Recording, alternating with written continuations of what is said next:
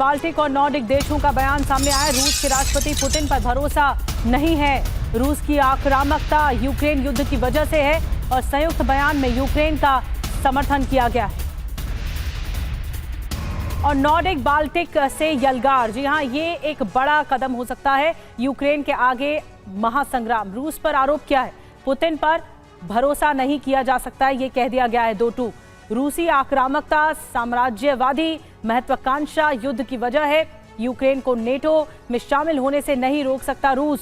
Trump पर आरोप किया है, युद्ध के लिए रूस की भूमिका को कम आंका गया है। रूस पर अतिरिक्त प्रतिबंध लगाने से मना किया गया है। युद्ध विराम के लिए शर्त क्या? यूक्रेन को पुख्ता सुरक्षा गारंटी मिले, अपहरण किए गए यूक्रेनी बच्चों की रिहाई हो सके।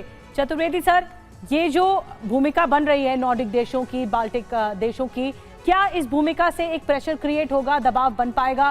क्या पुतिन तक ये खबर पहुंच पाएगी कि बाल्टिक देश और नॉर्डिक देश भी खुश नहीं है? निधि, आप सही कह रही हैं, ये प्रेशर के लिए ही है और इसके बियॉन्ड नहीं है। लेकिन जब भी आप प्रेशर या दबाव किसी देश पे डालते हैं तो आपको आर्थिक रूप से, मिलिट्री रूप से, पॉलिटिकल रूप से मजबूत होना चाहिए। इस वक्त जो मैं देखता हूँ, ना तो यूक्रेन इतना मजबूत है किसी भी, ना पॉलिटिकल, इकोनॉमिक या मिलिट्री, ना बाल्टिक देश है, ना नॉर्डिक देश है, इवन यूरोप। आप देखिए कितना इन्होंने अपने एम्यूनिशन, वेपन्स सब दिया, लेकिन एक आदमी वहाँ पे नहीं गया, एक फाइटर पायलट नहीं गया, कोई भी। They are just making a proxy out of Zelensky. एक कमज़ोर नेता है जेलेंस्की, बस बियॉन्ड ही इज एंड उनमें स्ट्रेटजिक सोच बिल्कुल नहीं है।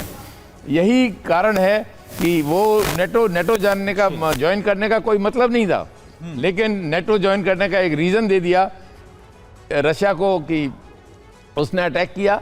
अब 3.5 साल के बाद मैं समझता हूँ रशिया भी शांति चाहता है।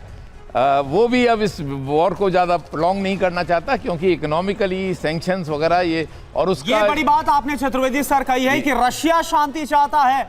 ये दिखा दिया अलास्का वार्ता ने, ट्रंप शांति चाहता है। तो सवाल यह है कि क्या यूरोप और ज़ेलेंस्की नहीं चाहते कि वहां पर शांति हो?